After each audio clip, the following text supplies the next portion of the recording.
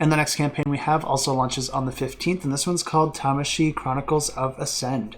And this plays 1 to 4 players and takes about 45 to 90 minutes to play, and this is a cyberpunk adventure board game that has a really interesting puzzle to it where players are going to be exploring a hex board and trying to complete different scenarios. Scenarios can be both competitive or cooperative, so there are quite a bit of different ways to play this game. And the whole premise of this game is that a rogue AI has taken over the world and it's trying to exterminate humankind. Players will be struggling to survive in this world, but then also trying to pursue their own individual agendas. And a really interesting aspect of this game is that players can actually download into different bodies, and then they'll get special abilities depending on the body that they inhabit. And players can change bodies mid-game to get more powerful abilities, but they will have to find those bodies first in order to do so. This does have a cyberpunk theme, so players will also be able to augment their bodies with different special upgrades and abilities. So there is quite a lot of variability in the different players that you can play as, since each of them all have their own asymmetric abilities to start with, but then you can also upgrade them with these augmentation cards. And I'm normally not too interested in Awakened Realms games. Maybe this one's a little bit different because it's Awakened Realms Light, I don't know. But this one does look like a lot of fun for a few different reasons, and for that it's going to be my pick of the week as well because it's the one that I'm most excited about. I really like the concept here with the different missions that allow you to play cooperatively and competitively,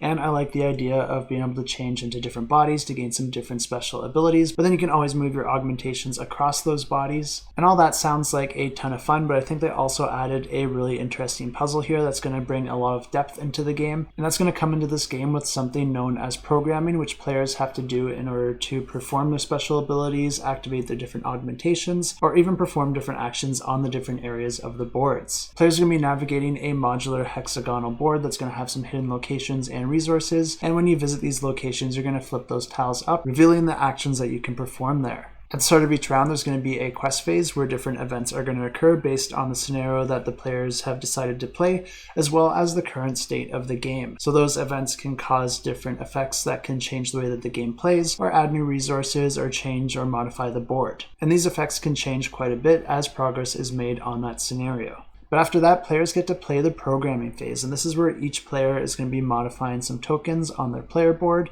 and they're going to be able to move them adjacently, performing a certain number of actions, and you're going to be trying to create different patterns in order to unlock your special abilities, or to perform other actions on the following turn to interact with different areas on the map, or to complete certain objectives. Players can do this all simultaneously, and then they can also buy and manage their augmentations if they want to change the augmentations that their character has. And then after this phase, there is the action phase where players can each perform 3 actions where they can either move, perform additional programming actions, or perform a quest action outlined on a specific scenario, or a location action or an action on one of their augmentation cards. But this is where another really neat aspect of the game comes into play, because each time you perform an action, you're more likely to be caught by the rogue AI. So for each action that you perform, you're going to have to roll a die, and depending on how that die rolls, you're going to have to advance your danger track. And this is going to continue to advance throughout the game, and once you reach a certain threshold, the AI is going to send some robots to go out and attack you. So there's always more risk when players are performing more actions. There's a bit of push your luck here, which is a mechanism that I'm a huge fan of. And if these enemy attacks get triggered, then there's going to be an enemy phase where the enemies get spawned and attack that character. And rounds continue like this with a quest phase, a programming phase, an action phase, and an enemy phase until the endgame trigger is reached, which would be outlined on your scenario card. This one looks like it has quite a lot of really cool ideas and ties them all together in a really fun way,